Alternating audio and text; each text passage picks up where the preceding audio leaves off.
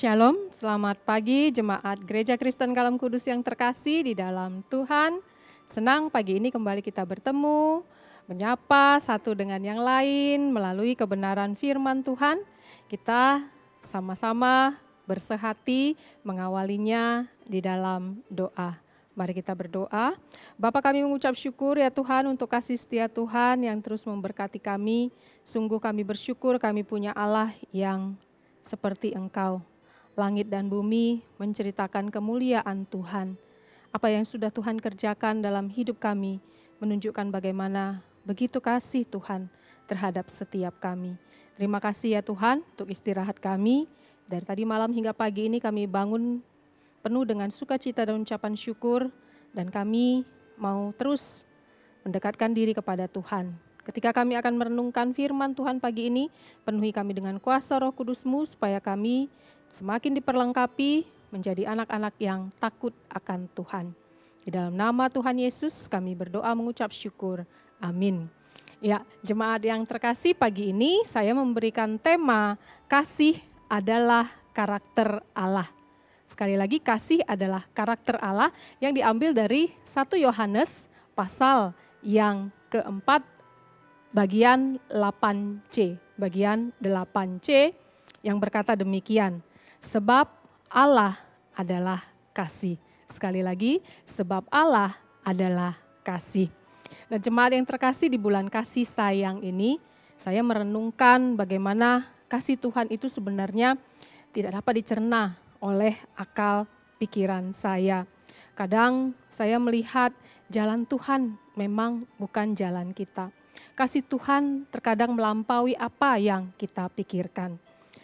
Jemaat yang terkasih, kalau sebagian orang memandang bahwasannya Allah yang di dalam PL itu sering dianggap, sering dipahami sebagai Allah yang suka murka, Allah yang suka menghukum, Allah yang suka menghakimi. Bahkan kalau kita membaca bagaimana Allah bisa memberikan perintah supaya bangsa Israel memusnahkan bangsa-bangsa yang ada di sekitar tanah Kanaan. Sungguh kita mengatakan mengapa Allah begitu murka kepada bangsa-bangsa itu sehingga harus dilenyapkan. Kemudian Allah, kalau kita membaca juga membenci oknum-oknum tertentu di dalam perjanjian lama. Misalnya saja Esau beserta dengan keturunannya. Kalau kita membaca, Allah sudah jelas-jelas menulis bahwasanya ia membenci Esau. Bahkan Allah juga memusnahkan umatnya yang sudah dia bawa keluar dari tanah Mesir.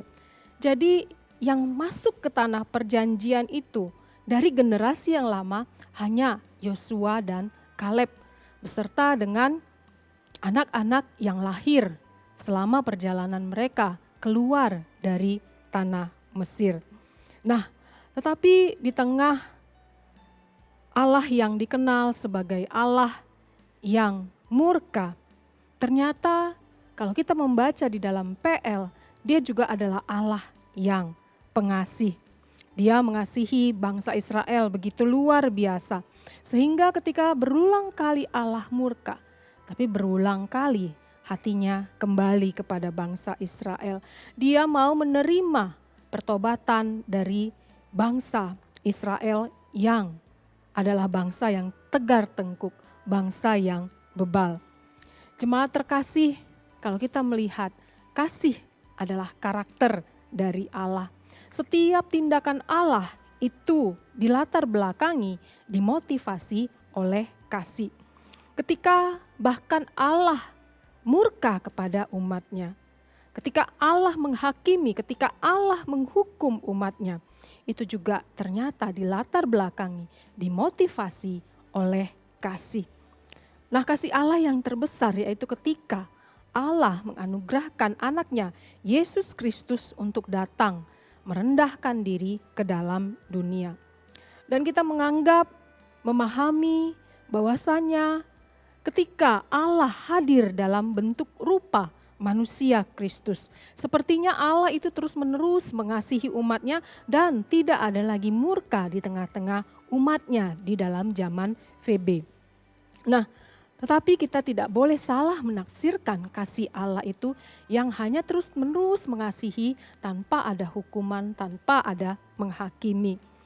Kalau kita membaca di dalam kitab Kisah Para Rasul pasal yang kelima, di dalam jemaat mula-mula Allah juga langsung menyatakan murkanya kepada Ananias dan Safira yang saat itu mendustai Tuhan.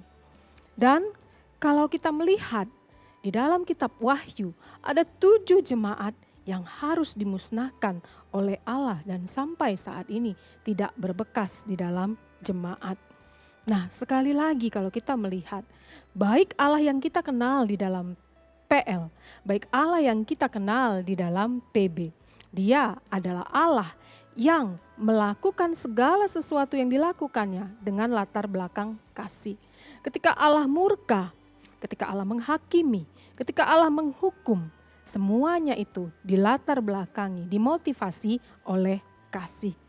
Nah, jemaat yang terkasih sama seperti orang tua yang membesarkan anaknya. Ketika anaknya ini tidak melakukan perintah dari orang tuanya, maka orang tua ini akan menghukum si anak. Tetapi ketika si anak ini berusaha untuk melakukan apa yang diperintahkan oleh Tuhan, oleh orang tuanya, maka orang tua tadi akan langsung memeluk si anak dengan penuh kasih sayang. Nah, demikianlah kasih Allah kepada umatnya, kepada setiap kita yang mau datang bertobat dari segala pelanggaran dan dosa kita. Dan ini tentunya dapat kita lihat di dalam cerita-cerita yang ada di dalam PB maupun di dalam PL. Dan kasih Allah juga lah yang seharusnya menjadi latar belakang, menjadi motivasi dari setiap tindakan kita. Mungkin dengan kita menghadapi orang yang bebal, orang yang begitu sulit untuk berubah, kita melakukan penghukuman terhadap orang yang bebal, orang yang tidak mau melakukan perintah juga harus dilatar belakangi, dimotivasi oleh kasih.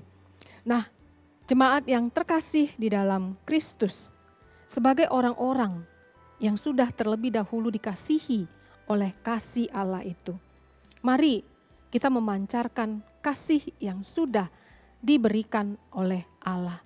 Mari kita contoh, kita tiru kasih yang dilakukan oleh Kristus, yaitu kasih yang memberi, kasih yang melakukan pengorbanan.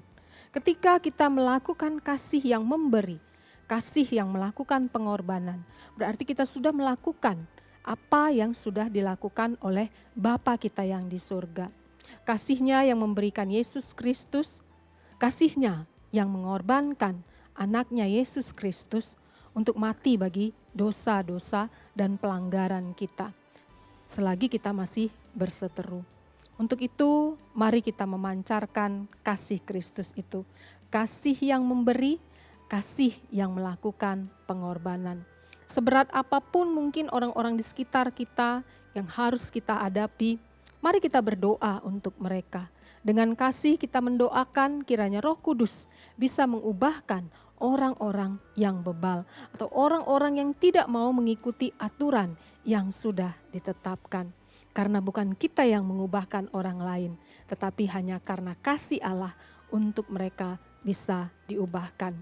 Mari kita saling memancarkan kasih Allah di dalam setiap aspek hidup kita. Dalam hal sekecil apapun, pancarkanlah kasih Allah itu kepada sesama. Di dalam berelasi, tentu kita akan mungkin sering bersinggungan satu orang dengan yang lain. Tapi baiklah kita merenungkan kembali kasih Allah itu. Kasih yang mau memberi dan kasih yang mau berkorban. Amin. Mari kita berdoa.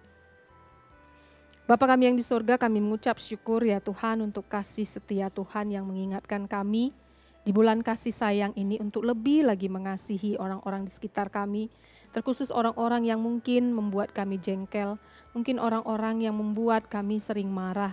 Tapi biarlah ya Tuhan kami boleh merenungkan bahwasanya kami, bukan bagian kami untuk mengubahkan mereka, tapi bagian Tuhan untuk mengerjakan perubahan hidup di dalam diri orang-orang yang mungkin tidak mau mengikuti apa yang sudah ditetapkan, apa yang sudah ditentukan.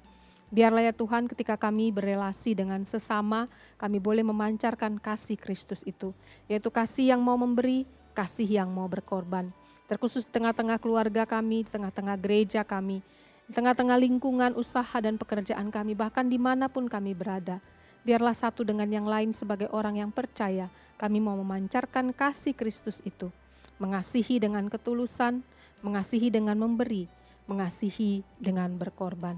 Perlengkapilah jemaat Tuhan dalam segala aktivitas panjang hari ini, supaya kami boleh sungguh-sungguh Tuhan memancarkan kasih Allah, karena kami sudah terlebih dahulu menerima kasih, yaitu hidup yang kekal itu. Terima kasih ya Bapa, inilah doa kami, pengharapan kami yang kami naikkan hanya di dalam Yesus Kristus, Tuhan dan Juru Selamat kami. Amin. Selamat pagi, selamat beraktivitas, Tuhan Yesus memberkati.